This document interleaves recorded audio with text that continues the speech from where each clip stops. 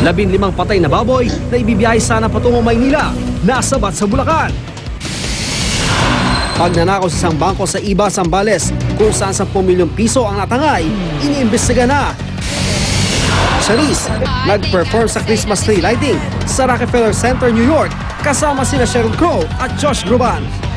Huwag pahuli, tutok na sa Unang Balita. Magandang umaga, narito na ang mga unang balita.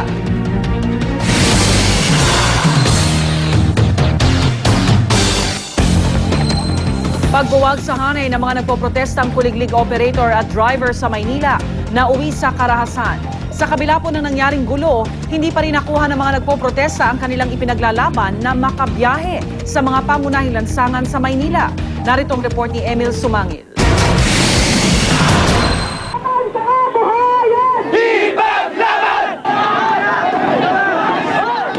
Nang bumagsak ang negosasyon sa pagitan ng Manila Police at ng mga nagpoprotestang kuliglig operator at driver sa kahabaan ng Padre Burgos sa harapan ng Manila City Hall, nauwi ang kilos protesta.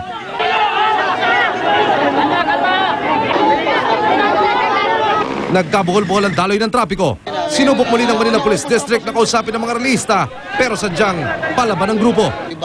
Kanina pa tayo wala, nag-decide na yung itaas. Nagbabala ang mga pulis na i-disperse sila. Mag-alas 2 ng hapon, kasabay ng paggalaw ng riot police, binomba ng tubig ng Manila Fire Department ang mga religista.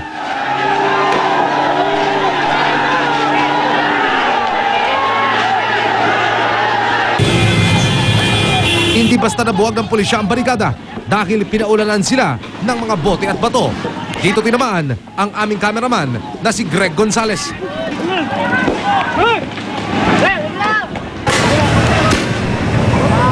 At para tuluyang mapaatras, binanata na ng Manila SWAT team ng tear gas sa mga religista. Pero ang ilan sa mga kagamitan ng crowd dispersal team sumablay. Ayaw! Pirato! Nang tuluyang mapaatras sa mga religista, saka nagkahabulan at nagkapukpukan.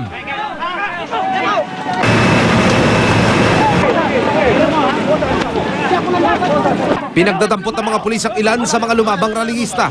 At nang maklear na ang area, dito na umeksena ang truck ng PNP. Sinagasaan ng mga kuliglig at pedicab na ginawang barikada. Tagal lamang ng less than 10 minutes yung dispersal. At ito na yung sitwasyon ngayon. Ito mismo yung pinagpwestohan ng barikada ng mga relihista. Wala nang mga tao, tanging mga pedicab na lamang na mistulang binuldoser noong truck ng Philippine National Police. Matigas ang Manila City Hall. Dapat daw ipagbawal sa pangunahing lansangan ng mga pedicab at kuliglig na anilay sa gabal sa daloy ng mga sasakyan. Pero kung ang mga nagkikilos protesta ang tatanungin, hindi raw makatao ang kautusan ng lungsod. Kahit nandiyan ang mga kapulisan natin, hold upper ako dati. Hold upper kami. Marami. Pero natuto kami maghanap buhay. Para wag lang kami makakulong uli. Pero kung tatanggalan nyo kami ng kabuhayan, magpasensyahan na lang tayo. Nagugutom yan! Inagawan nyo! Ha? Sabihin nyo kay Mayor! Ayan o! May sakit yung anak ko! Ayan o!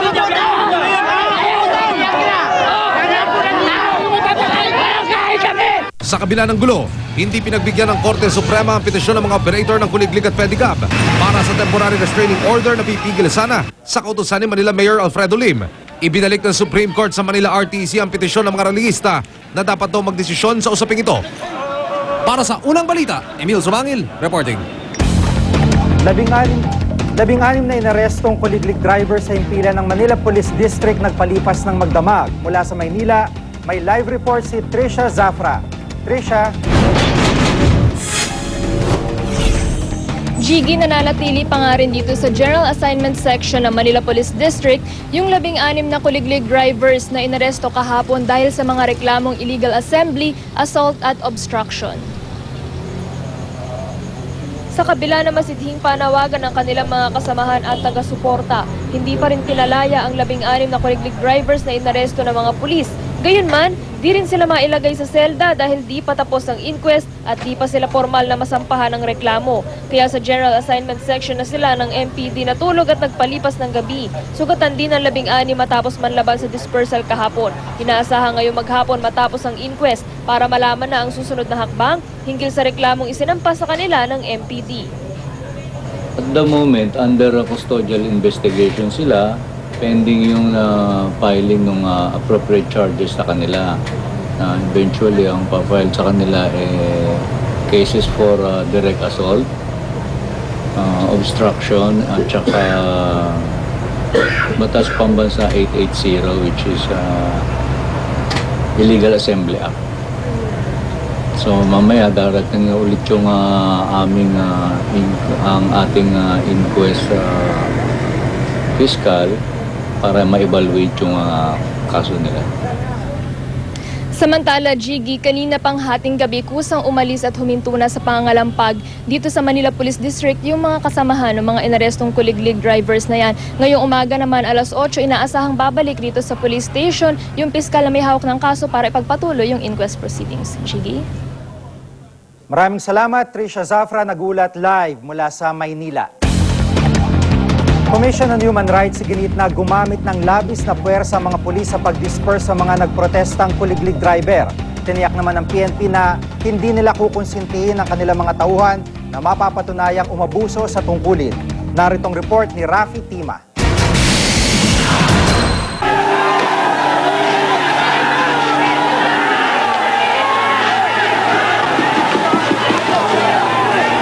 Unang tingin pa lang ni Commission on Human Rights Chair Eta Rosales sa video ng GMA News sa ginawang dispersal ng mga pulis sa mga driver at operator ng kuliglig. Pwede naman lang huli. Nagsusumigaw na anya ang paglabag sa karapatang pantao ng mga rallyista.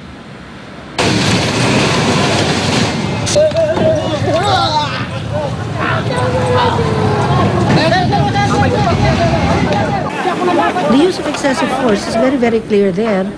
And police brutality, that's what you call police brutality. And evidently, it smacks of yung the earlier days, no? When wala pang anti-torture law.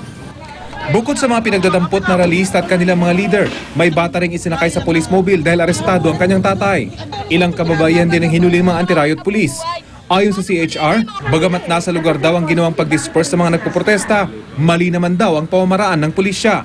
O humarang kayo, then therefore you can be arrested. This is a violation that you are committing against traffic rules. Ganun na kasimple. But you do not use excessive force. Ayon sa PNP, nakasaad naman sa kanilang police operational procedure ang tamang pagsasagawa ng dispersal. Una, magbigay ng babala sa mga rallyista na isasagawa ang dispersal sa takdang oras. Pangalawa, itaboy ang mga rallyista sa pamamagitan ng pagtulak sa kanila. Kapag hindi umubra, dito na raw sila pwedeng gamitan ng water cannon at